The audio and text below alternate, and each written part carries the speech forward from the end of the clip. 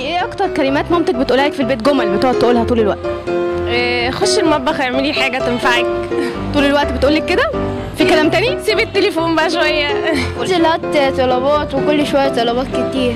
بتطلب طلبات كتير، وانت بتعمل ايه لما بتطلب؟ بقول حاضر، ما فيش كلمه غيرها. سيبي التليفون من ايدك طول الوقت؟ عشان خاطر انا بمسكه على طول 24 ساعه يعني اكتر كلمه بتبقى يا زفت. طول الوقت بتقول لك يا زفت؟ احلق شعرك. بس طب وبتحلق شعرك؟ لا. ربنا يصلح عليك وربنا ياخدك في نفس الوقت. يصلح حالك بعدين ياخدك؟ دلوقتي يا تريحوا يا تاخدوا. طب ما بتقوليش قومي ذاكري ومش هتنفعي والكلام ده؟ الكلمه دي اتقالت كتير قوي. عرفت يعني قوم كل، والله بجد قوم كل يعني عشان ما باكلش زي ما انت شايف. بحقيقه ولا كذب؟ الحقيقة.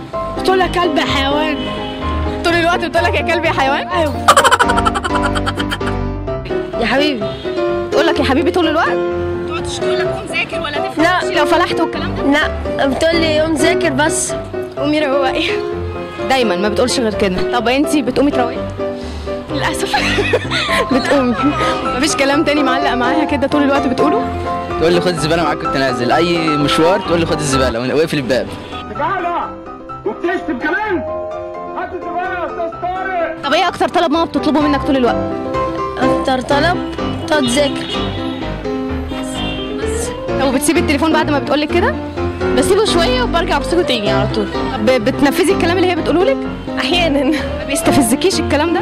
لا يعني انا اللي انت اللي غلطانه يعني. اكيد. طيب قولي لي انت بقى بذمتك لو انت مكان مامتك هتستحملي نفسك؟ لا. تستحملي نفسك؟ لا. يعني هي ليها الجنه يعني؟ طب ليه مش هتستحملي نفسك؟ كده هتخنق. هتخنق. احنا مش ملايكه يعني، احنا برضو كده. هتستحملي نفسك؟ لا خالص. تستحمل نفسك؟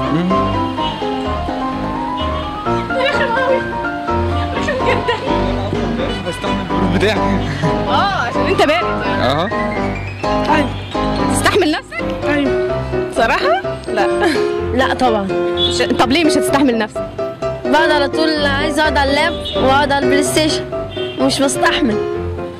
تقول لي لا لا لا لا بس. بتسمع الكلام؟ بسمع الكلام. بيسمع الكلام. يعني لما تقولي له على حاجه غلط بيسمع الكلام. ده هو راجل البيت ده. بجد؟ طبعا. يا مصيعتني.